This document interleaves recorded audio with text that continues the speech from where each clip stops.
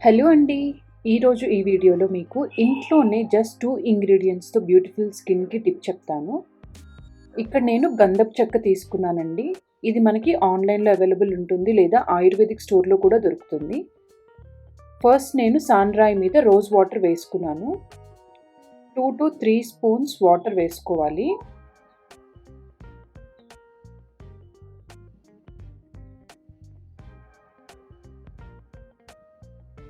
ఈ rose water ప్లేస్‌లో మీరు మిల్క్ కూడా యూజ్ చేసుకోవచ్చనమాట.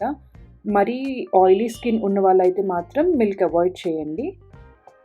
తర్వాత ఇలా మనం సానరాయి మీద గంధపు చెక్కతో రబ్ చేస్తూ పేస్ట్ రెడీ చేసుకోవాలి. కొంచెం ఏమన్నా రోజ్ వాటర్ మళ్ళీ కావాల్సి ఉంటే కొంచెం వేసుకోండి. మంచిగా పేస్ట్ రెడీ చేసుకోవాలి.